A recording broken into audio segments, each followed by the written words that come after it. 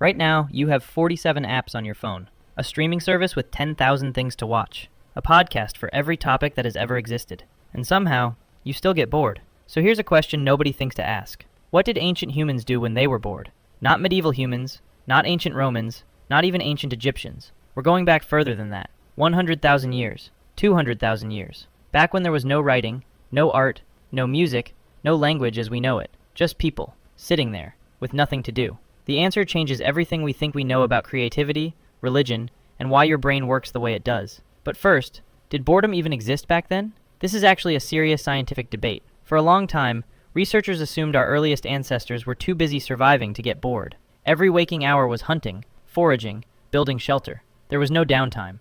But that assumption turned out to be wrong. Very wrong. In 1966, anthropologist Marshall Salins published a paper that flipped everything. He had spent years studying the Kung San people of the Kalahari Desert, one of the last groups on Earth still living something close to the original human lifestyle. What he found was this. They worked, on average, about 15 to 20 hours per week. That's it. Not per day, per week. The rest of the time, they rested, they talked, they sat, they did nothing in particular. Salins called them the original affluent society, not because they had stuff, because they had time. More free time than most modern humans ever get. So the question isn't whether ancient humans got bored. The question is what happened when they did. Let's start with the obvious one. They played. This sounds simple. It isn't.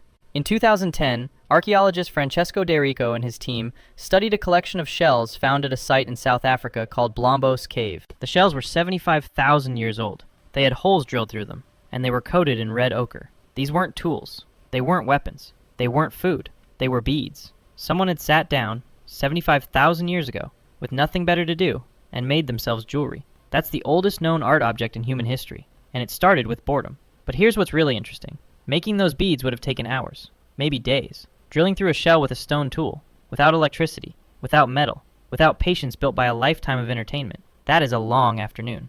And they did it anyway, because the alternative was staring at the wall of a cave. Necessity didn't invent art, boredom did. The same pattern shows up in music. In 2008, researchers excavating a cave in southern Germany found a flute. It was made from the bone of a vulture. It had 5 finger holes. It was 40,000 years old. Someone, 40,000 years ago, before agriculture, before cities, before any civilization we would recognize, sat down and invented music. Not because they had to, because they had a free afternoon and a bird bone. And it turns out music is what the brain does when it has nothing else to process. Neuroscientist Daniel Levitin, who studies the origins of music, argues that musical ability is older than language. Our brains were wired for rhythm and melody before we could form complex sentences, because rhythm is pattern recognition, and pattern recognition kept us alive.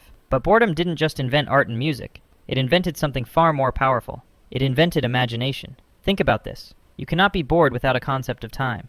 To be bored, you have to know that this moment is lasting too long, that something else could be happening, that the future exists and it could be better than right now. Boredom is, in a very real sense, the first sign that a brain has developed the ability to imagine things that don't exist yet. Animals don't get bored the way humans do. A dog waiting for its owner isn't bored. It's just waiting. It doesn't have a concept of what else it could be doing. But a human sitting in a cave 100,000 years ago, staring at the fire, nothing to do, starts to think. What if the hunt goes wrong tomorrow? What if that sound outside is a predator? What's beyond that mountain? Where do we go when we die? Every question religion has ever asked.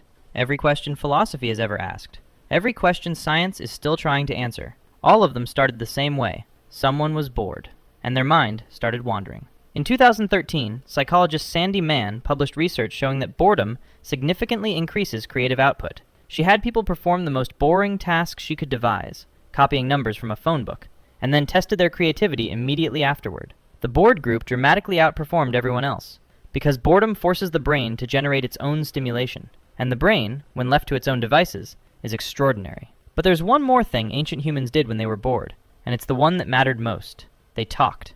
Not about hunting, not about food, not about logistics. They told stories. Anthropologist Robin Dunbar, the same researcher who discovered that human social groups naturally cap at around 150 people, spent years studying what humans talk about when they're not talking about anything important. His finding? Roughly 65% of all human conversation is social gossip.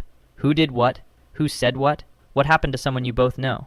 This sounds like a waste of time. It wasn't. Dunbar argues that language itself evolved not for practical communication, but for social bonding. Before language, primates bonded by grooming each other, physically. But grooming takes time. It's one-to-one. You can only groom one friend at a time. Language replaced grooming. Now you could bond with 3 people at once, 10, a whole group around a fire. You could tell a story about someone who wasn't even there. You could build trust with people you'd never touched. Language, and therefore human civilization, didn't emerge because we needed to coordinate hunts. It emerged because we were sitting around with nothing to do, and we started talking about each other. Boredom invented gossip, and gossip invented society. So here's where we've ended up. 75,000 years ago, someone bored in a cave made a bead.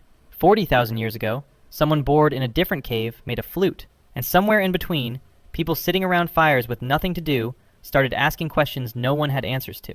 About death, about the sky, about why things are the way they are. And some of those questions became religion. Some of them became science. Some of them became art. Some of them became you, lying awake at 2 a.m. with your phone on your chest, thinking about nothing in particular. Here's the part nobody talks about. Modern psychology has a term for what happens when you eliminate boredom completely. They call it cognitive overload.